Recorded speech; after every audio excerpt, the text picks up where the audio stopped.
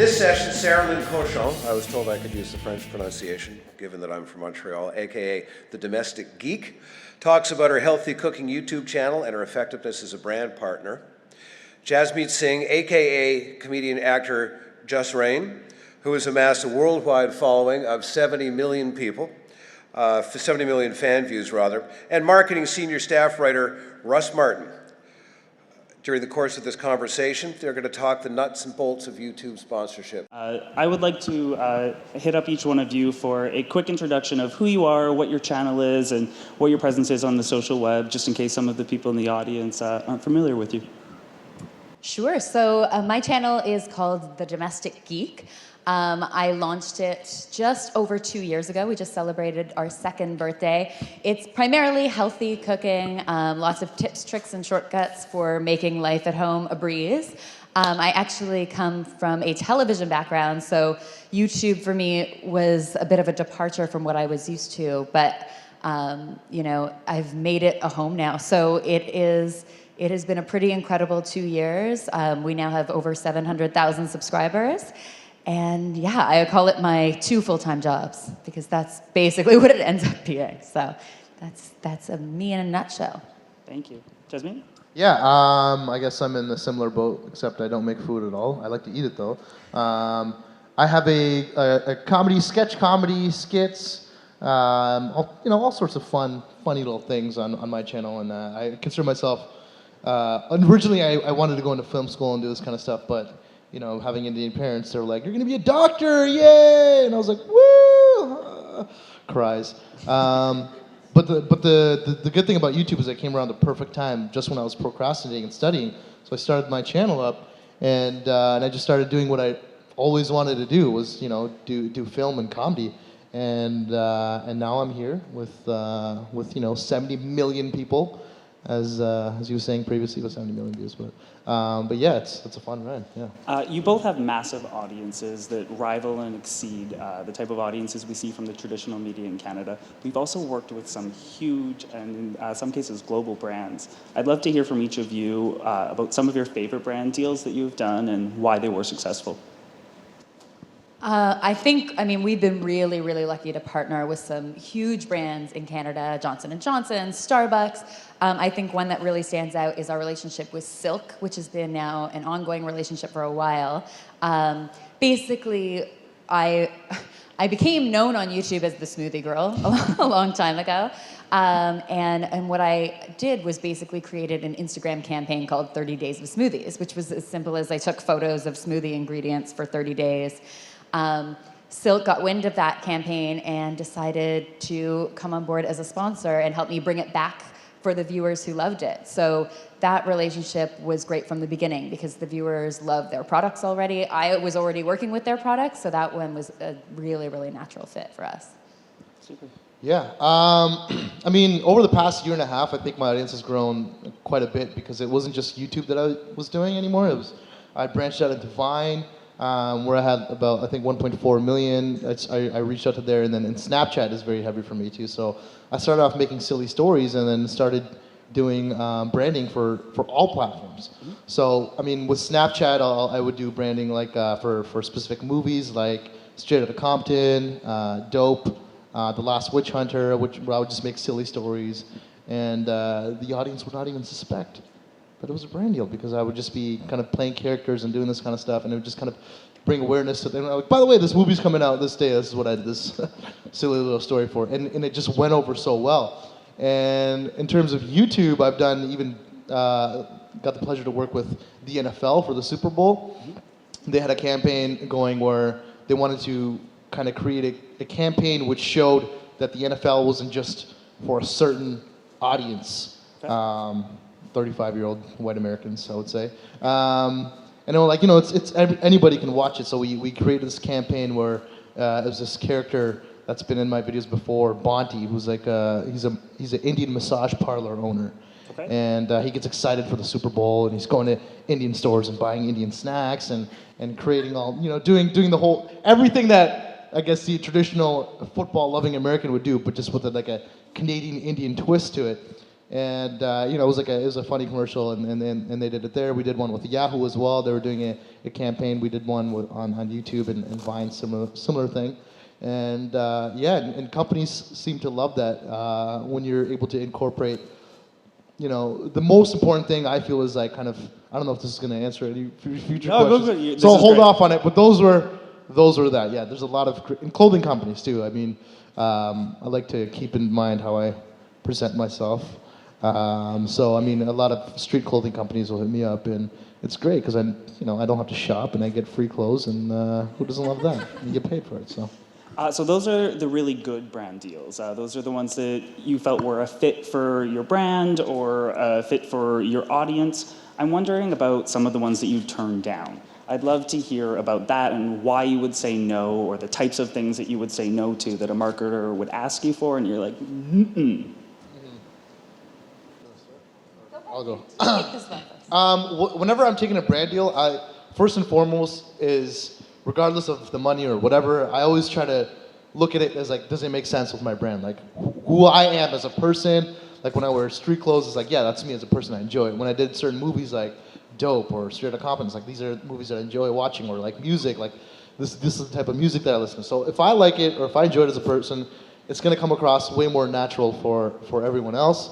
The NFL, but certain things like the NFL, I don't really watch football at all. I'm more of a basketball guy, but it was more of like a challenge. It was like, let me try to take something that I've never done before and kind of twist it and make it into something that's cool. So the NFL is something that I did as well.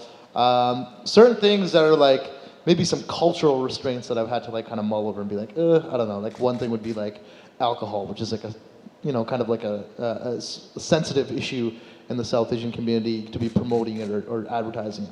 Everyone drinks it, don't get me wrong. I think Brampton has like the highest sale of like Johnny Walker, if I'm not right. If I'm not wrong, I mean, that's everyone drinks it, but advertising it is kind of like, ooh, that's sort of a cultural, it's a sensitive issue. So that I've kind of shied away from.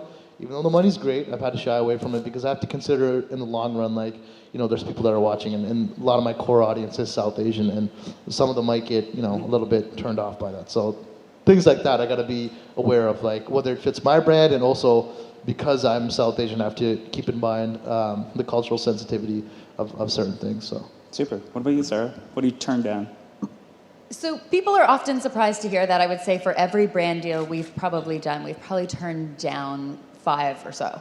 The truth is we turn down a lot more than we do because we want to keep the channel as authentic and clean as possible. And we want to stay true to this brand that we've created.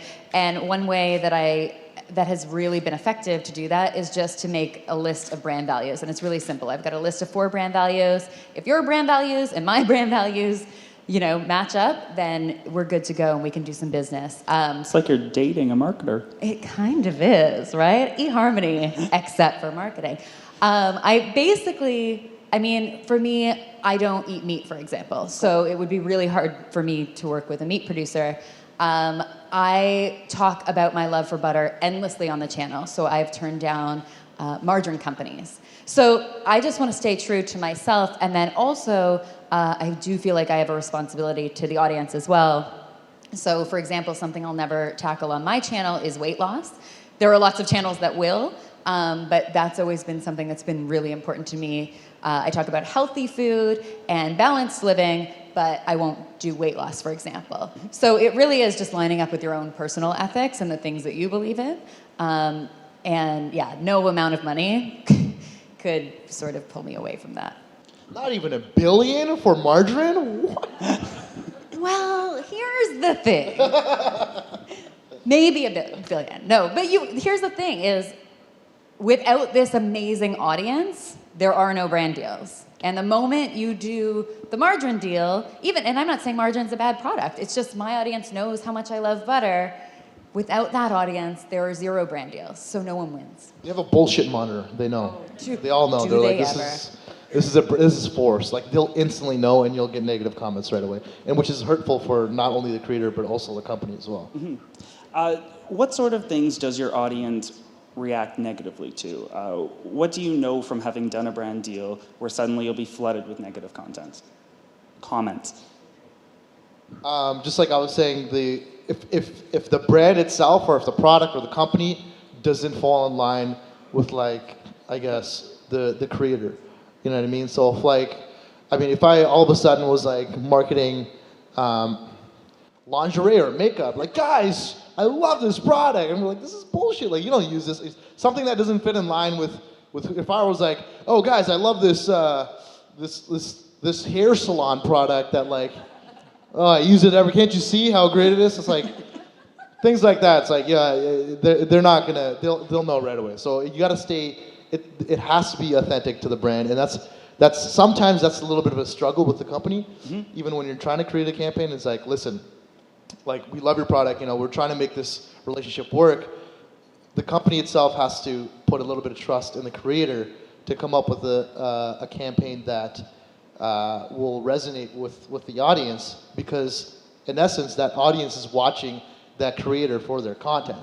So if they're making content that has nothing to do, it's like off, or it's like doesn't fit, or seems too forced, then the audience will tell right away, and they'll instantly be turned off by it. So there has to be that two-way trust, that relationship. We've built this as a session about YouTube, but YouTube is just one part of what you guys do. You're both very active on other social platforms. When brands come to you, how do you negotiate and figure out what goes on YouTube, what goes on Vine, what goes on Instagram, and what are your approaches to different social channels that you run? I would say that now every brand deal we've done, maybe in the last 6 months, has definitely had elements on different platforms. And I always encourage brands to create original content for each platform, because often what people don't realize is those audiences can be quite different. So the people that like us on Facebook are actually quite a lot older, or a totally different audience than the ones that are on the YouTube channel. Often they don't even interconnect. So I will encourage every brand to create custom content for all of the platforms available. And the kind of content that resonates on those platforms. You know, often a brand will ask me to promote some YouTube content on Facebook, and I'll tell them, well, the best way to do that is actually to create a totally different video, because the video experience on Facebook is so unique to the YouTube experience. JusReign, you have less branded content on your YouTube channel than you do on other platforms. Why is that? Well, that's just, I've tried to keep my YouTube channel pretty much more as like my resume for like creating comedy. It's more where I express my creativity, and I still have done branded deals, but only if it makes sense within that context or within that video. And I find that there's more freedom to do branded content on other platforms. Okay. Like even with Vine, it's hard for me to do something branded and make it funny and fit it into 6 seconds, because when I'm doing a Vine, it's just a joke, and I'm like, okay, that's 6 seconds, I'll nail it. But when you have a branded, you gotta get the product in, you gotta get this, and you gotta get the joke within 6 seconds. So I'll shy away from that as well.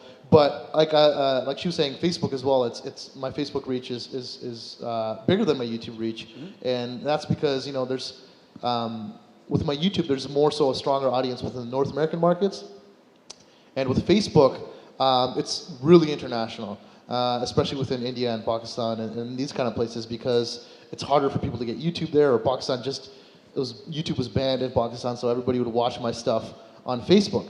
So there's a huge market there. So I got to keep in mind, like, okay, this would work here on Facebook, and this would work here, and this would work here, and there's more, I guess, freedom to do branded content on those platforms as opposed to YouTube, because YouTube, I feel like, is my toughest audience. Like, they hate branded. They're like, don't be one of those YouTubers, man. Like, just give us funny stuff. Give us original content. So I try to, like, kind of keep a good balance on YouTube, and then everything else, I'll just be like, buy this, do this, get this. Like with Facebook, I don't even care. Throw me a brand deal, I'll throw it up, I'll make it funny, and not a problem at all. But with YouTube, I'm like, okay, I got to keep these guys in mind, because that's where I started from. So yeah. I think that some marketers in Canada are still getting used to the influencer space, to the YouTuber space.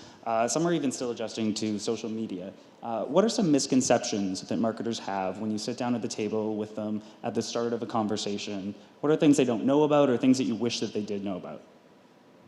I think the biggest misconception is that we're here to create ads. That's not what we do. I find the most successful integrations or brand partnerships that I've had are ones that understand that we're partnering to bring value to the audience, not to necessarily sell them something.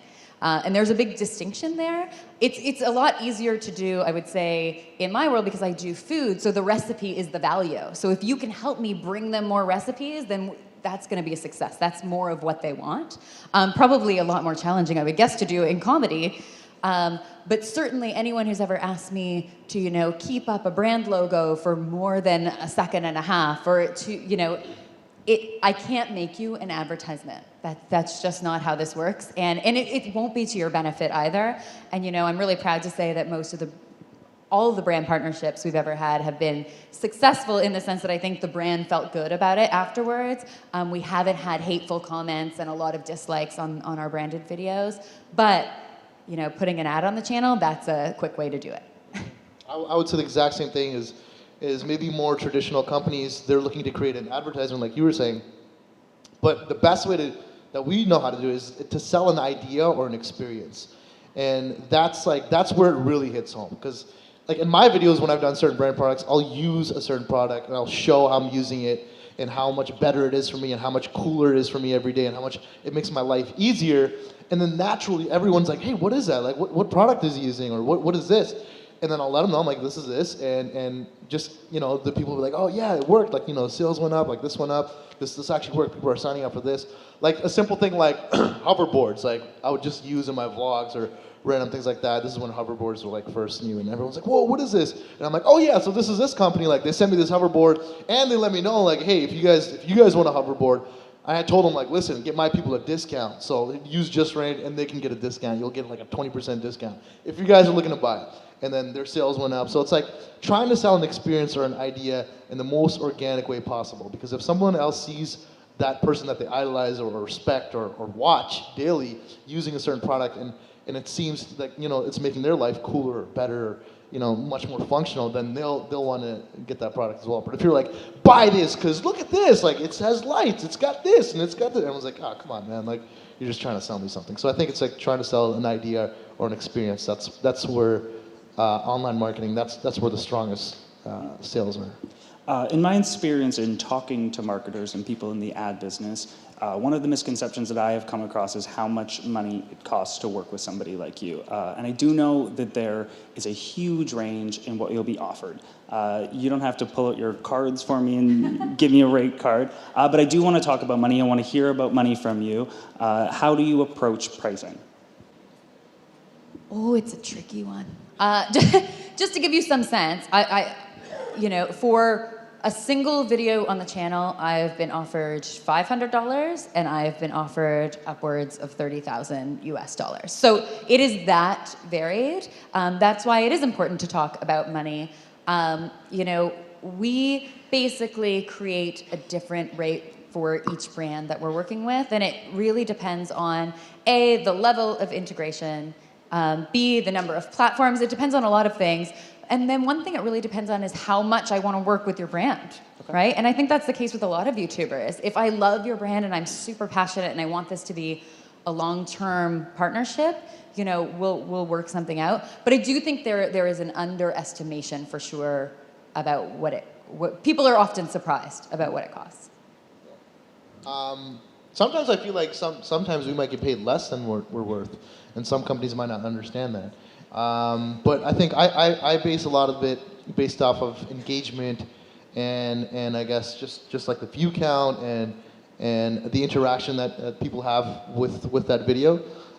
So I mean the engagement, it's an internet slang word, is very high on the platforms that I am on, and so I'll use that to my advantage. Be like, listen, like this is not only beneficial for you guys but also for me because I like your product. I enjoy it. I want to work with you guys. So, like she said, there's a number of variety of factors that take place when kind of coming up with the right price because it's all, you can't just like quantify it within like one company or one brand. There's so many different factors that need to be evaluated to come up with like the right price. And it might not even be the right price half the time, but yeah.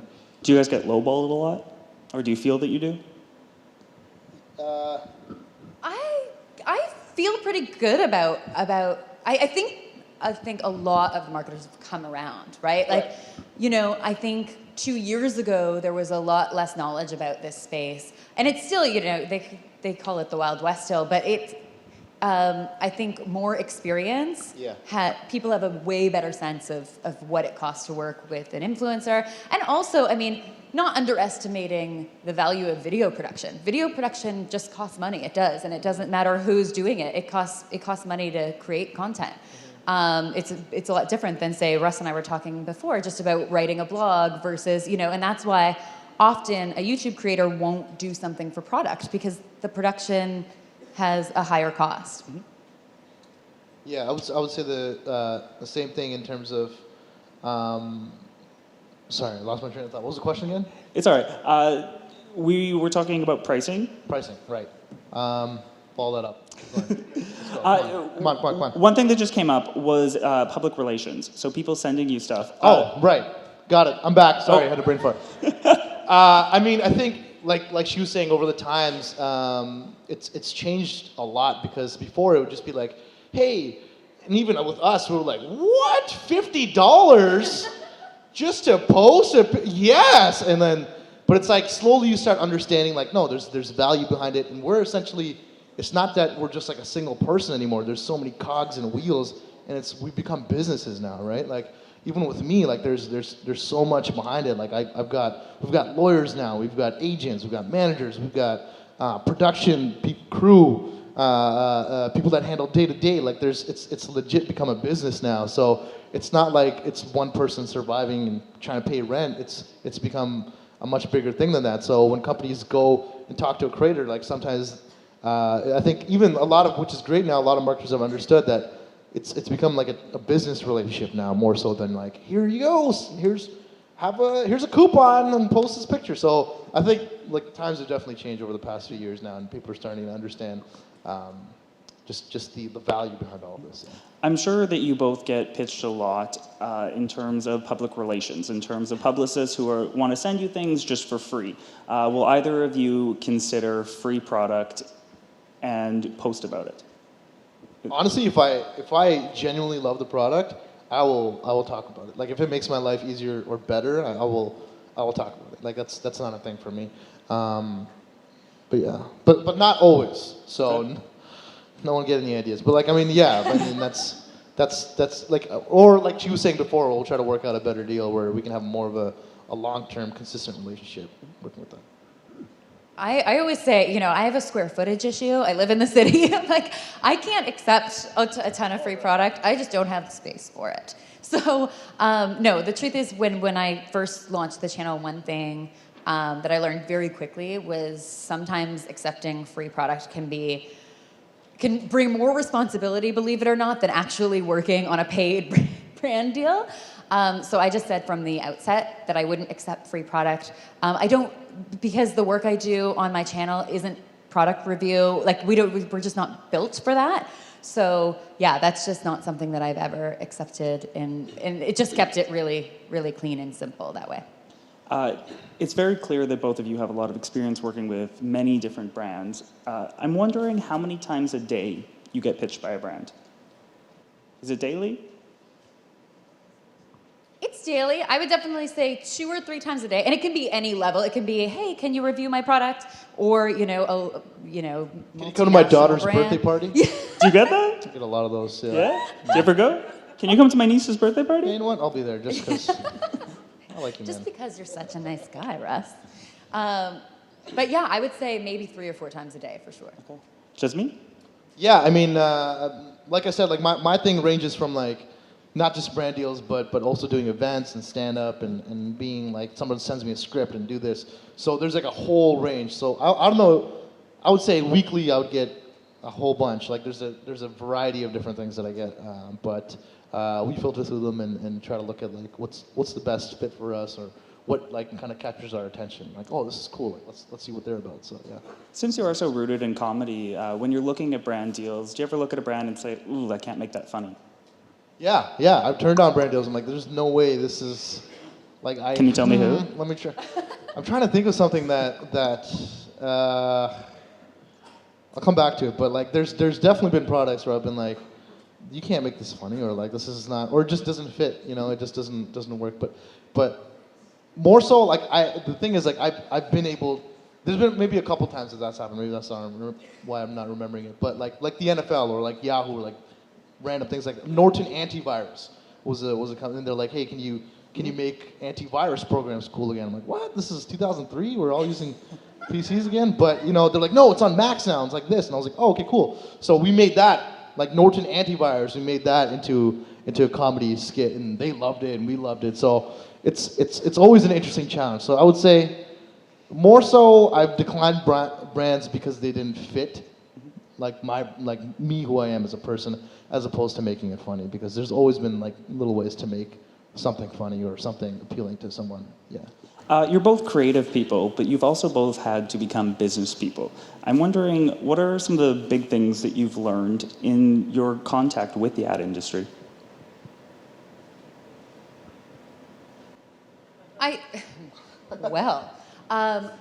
I think I've learned a ton about standing up for myself, certainly, as the creative person who also has to have the conversation about money in some cases, you have to put on two hats. I think that brands have come a long way, and the ones that we work with now totally respect the creative process and are really open to collaboration.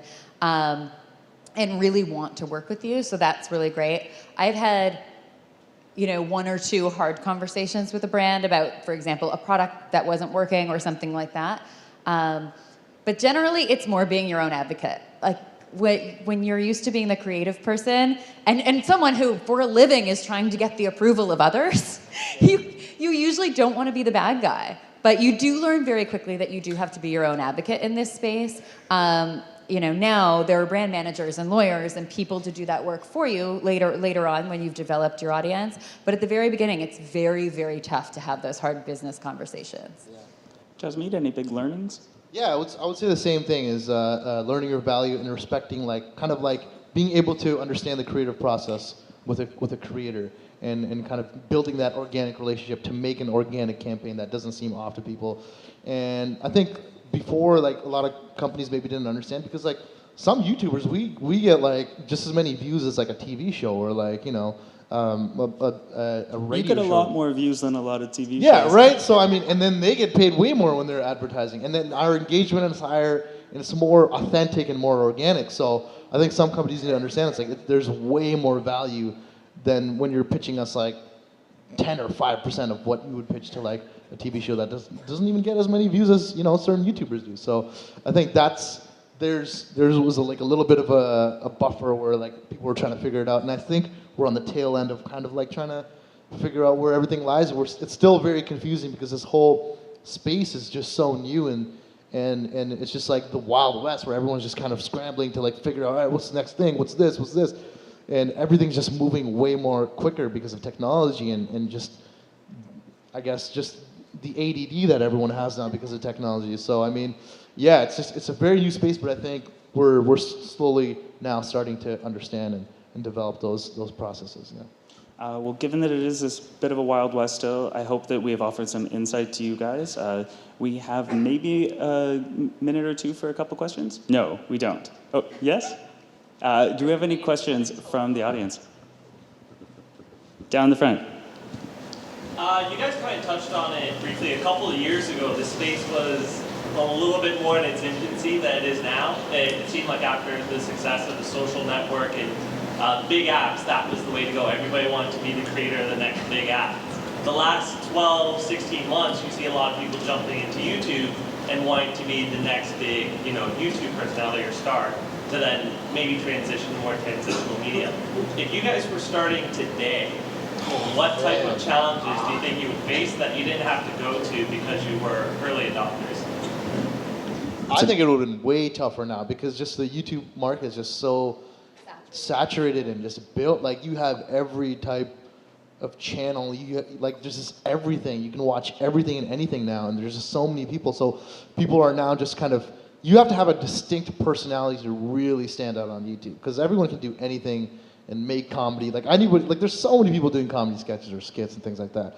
But I think what makes me personally stand out is that I have a distinct perspective, and that is from a Punjabi Sikh diaspora living in Canada, like I have a unique perspective that not a lot of people have been exposed to, and there's not that many South Asian entertainers or like I can count them all in my hand, like Mindy, Russell, the guy from Big Bang that has an Indian accent, Apu, Aziz, right? So I mean, yeah, he's still there. Well, he's a half because he was voiced by I forgot his name, but wasn't an Indian guy. So I mean, like there's for me especially is like there's not that much encouragement within the South Asian media to pursue this line of work. So maybe that's where I had a little bit of a leg up. But definitely now it'd be way harder just because it's so saturated. And yeah, thankfully That's a great question. I see one more in the back there. Hi, my friend here, Echo Finn, he runs a page on Facebook, Kingbot TV, right? We have a few million views on this video, but how do we transition these onto YouTube? Is there any strategies that we can, go forth with, or do you guys know about, or anything? YouTube is a really unique space in the sense that it's not. I mean, it is very rarely a viral experience. I've told. I get asked a lot because I came from TV to this world by folks in TV, how to get in. And I'm like, well, you basically work for free 24 hours a day for like 3 years. Yeah. And then someone will pay you to make some videos. And there's no silver bullet. You will find the hardest working people you will ever meet on this platform because it is that. There's no secret to success. Rarely is there a viral video involved. It's consistent production for years. And when you see these overnight successes, like Lily, for example, Lily's been on that platform working her ass off for like 6 or 7 years. That didn't happen overnight that now she's suddenly on Jimmy Fallon, although I'm sure that's how it seems. For anyone that doesn't So I know, guess... for anyone who doesn't know, it's a YouTuber, Superwoman. Superwoman. Local. But no, I think my advice to everyone is the best way to get on YouTube is to make a YouTube video. And it sounds so simple, but everyone thinks, oh, I need to have a strategy and a plan and a this and a that. And really, it is make your first video, listen to the audience feedback, evolve your content with the audience, and create something really authentic and appealing. Fantastic. Do we have one more question? No. All right. Thank you guys so much. I really appreciate the conversation, and thanks for having us.